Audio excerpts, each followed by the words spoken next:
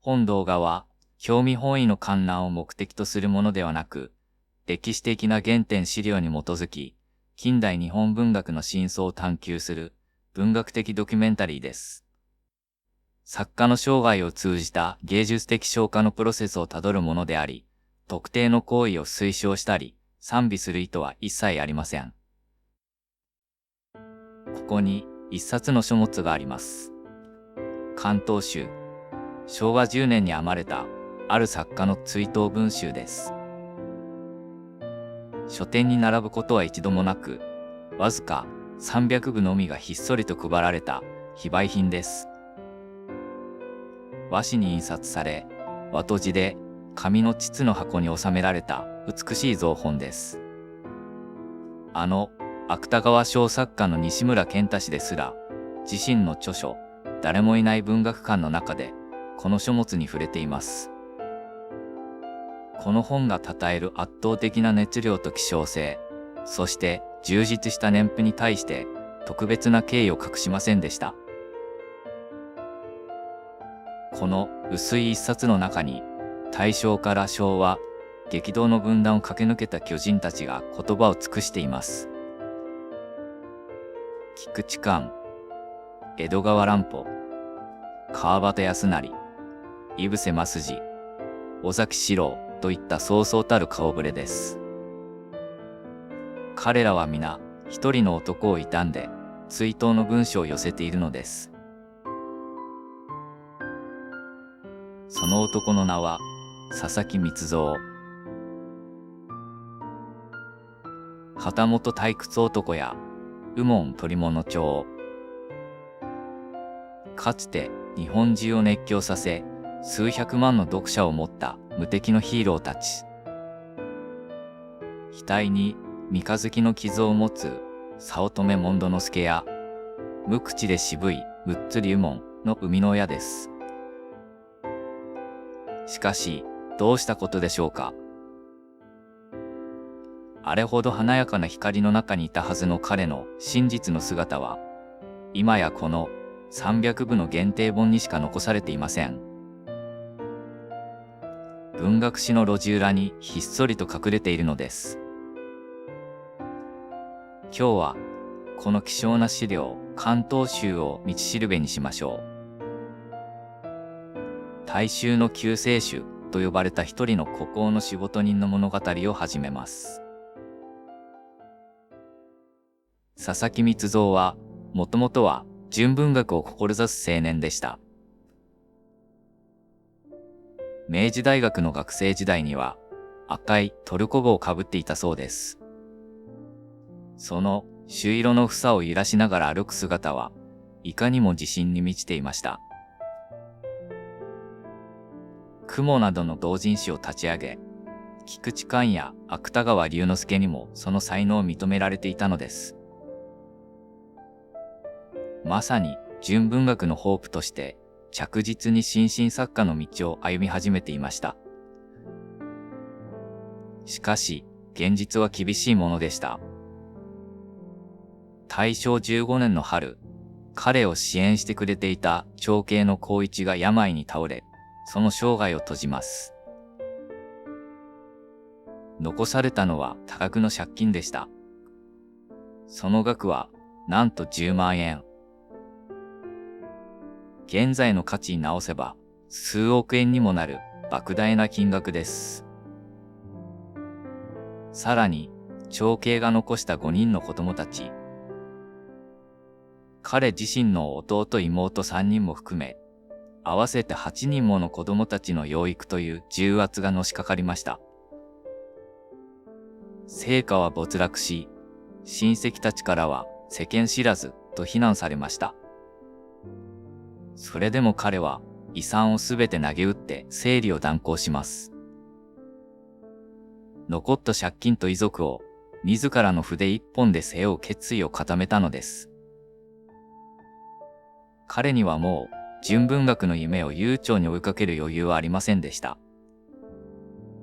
家族を養い、借金を返すためには、原稿料の良い大衆小説へと転向して稼ぐ必要があったのです。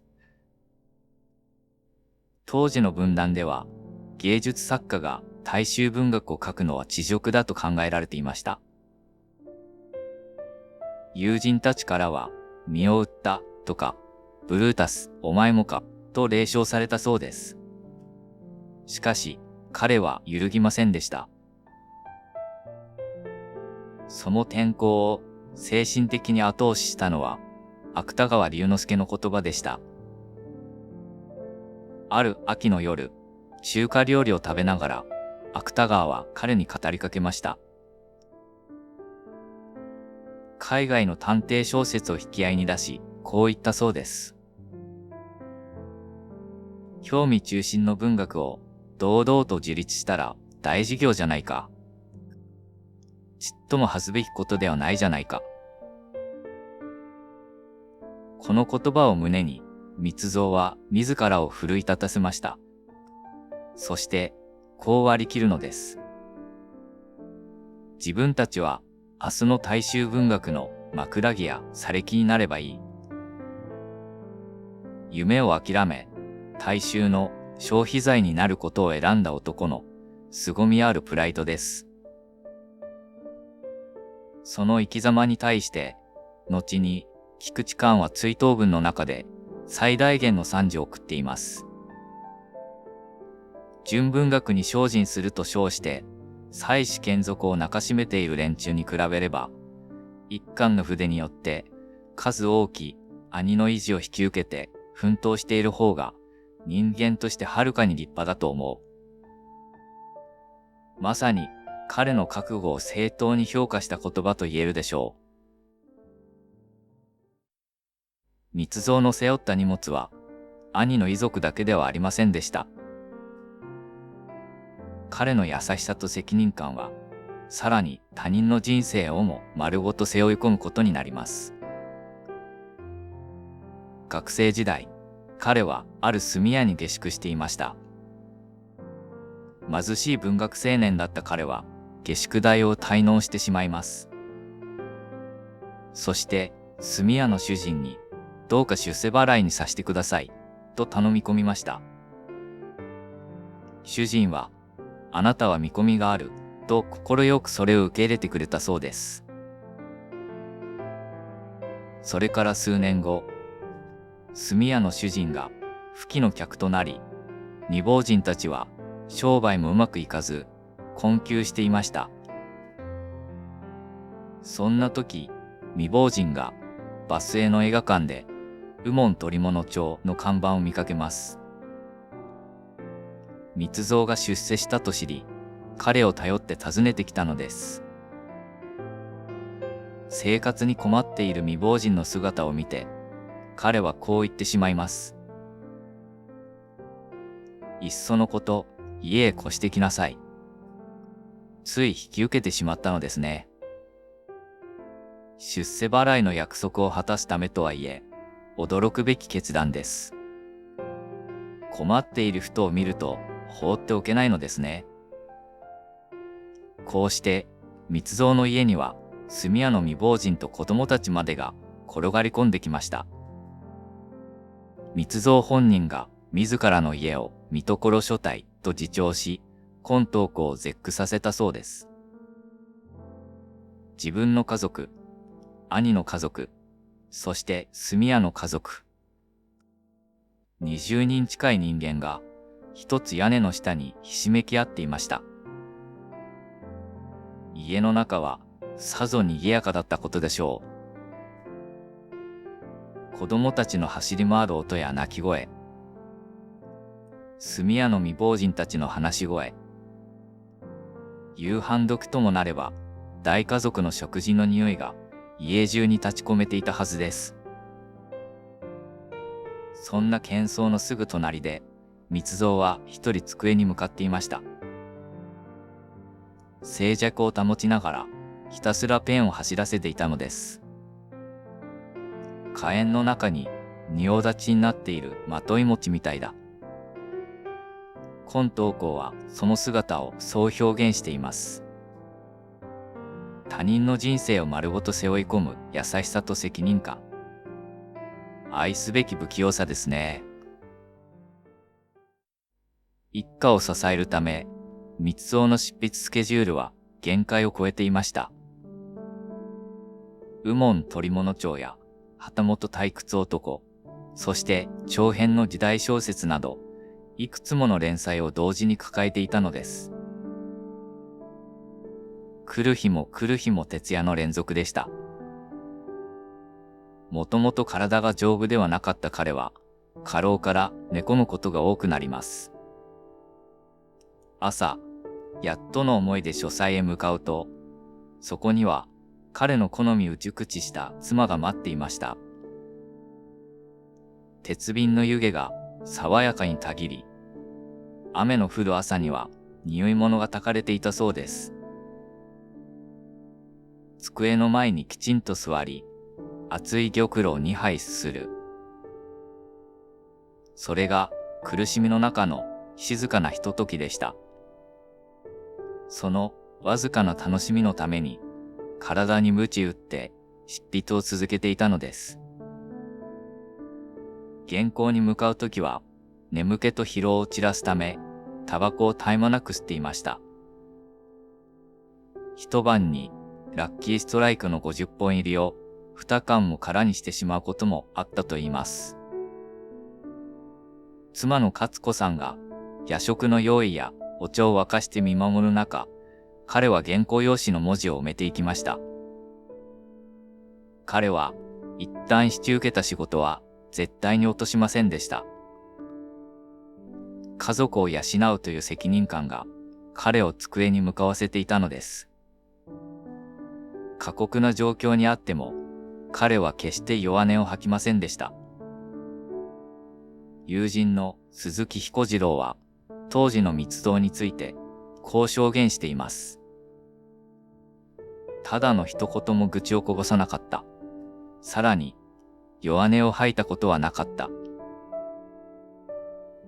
三河出身の彼は、まさに、三河武士のような強靭な精神力を持っていました。分断の友人たちが集まって楽しく雑談を交わすときでも、自分の苦労や病気のことは一切口にしなかったのです。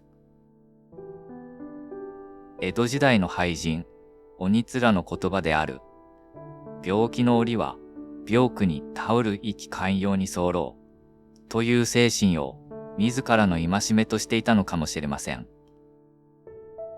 己の定めた道を黙々と歩み続けるストイシズム。その背中には、孤高の仕事人としての誇りが漂っていました。しかし、人間の体には限界があります。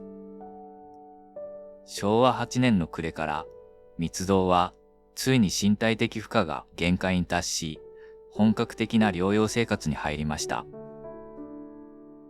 家族や友人の献身的な治療の甲斐もあって、療養中の昭和9年2月、一度は回復の兆しを見せます。久しぶりに座って食事をとり、ようやく病見抜いたな、と再生の喜びを語ったそうです。彼は新しく建てた書斎に移りたいと強く望みました。長年使っていた布団の下に青カビが生えていて、どうしても耐えられなかったのです。まだ部屋が十分に温まっていないにもかかわらず、彼は書斎に移りました。そして、どうしても雪解けの庭を見たいとせがんだのです。障子を開けて庭を眺めたとき、彼はこう言いました。これで思い残すことはない。万一このために最悪の事態を迎えるようなことがあっても、俺は決して後悔しないよ。そう言って笑った直後、冷たい風に当たったためか、彼は再び熱を出してしまいます。急性肺炎でした。病床で彼は友人たちを思い浮かべていました。そして自分の葬式の光景を想像し始めたのです。なんと彼は自分への弔辞を読んでくれるであろう友人たちの声色を真似て語り出しました。ああ、悲しいかな佐々木光三君。君は洋より文学に志したるも、中道にして大衆文学に転じ。苦しい息の下で自分自身の弔辞を朗々と読み上げてみせたのです。病床でもユーモアを忘れない。なんとも彼らしい涙と笑いが入り混じる伝説のエピソードです。昭和9年2月6日、満37歳という若さで、佐々木光三はその生涯に幕を下ろしました。彼の生涯は激しく燃え尽きた一陣の風のようでした。告別式には分断の友人たちや映画界から無数の花輪が届きました。右門鳥物町で主演を務めた嵐勘十郎や坂東妻三郎の名前もあったそうです。そして葬儀委員長を務めた田中幸太郎や菊池寛、久米正夫など激動の分断を共に駆け抜けた名優たちが彼の短すぎる一生を悼みました。残された12巻にも及ぶ全集は彼が残した記念碑となりました。佐々木光三の人生を振り返るとき、私たちは何を感じるでしょうか。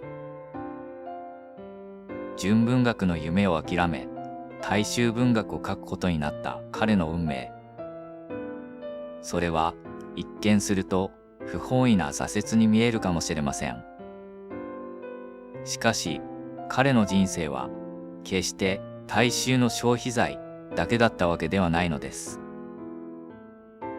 家族のため、恩人のため、そして読者のために。彼は自分の持てる力をすべて使い切り、見事にその責任を果たしました。それは彼なりの誇り高き人生の完成形だったのではないでしょうか。彼は誰も覚えていない作家ではありません。現代の我々が忘れてはならない愛情と責任感に満ちた愛すべき仕事人です。激動の時代を駆け抜けたある作家の生涯でした。理不尽なまでの重圧の中で彼が最後まで貫いた仕事人としての覚悟についてあなたはどう感じますか？ぜひコメント欄であなたの解釈を教えてください。このチャンネルでは資料の裏側に隠された人間臭すぎる素顔を紹介しています。実はこんな説もあるといった情報や内容の補足等ありましたら、些細なことでもコメントにてお知らせください。また、この動画が少しでもいいと思いましたら、チャンネル登録と高評価をいただけますと幸いです。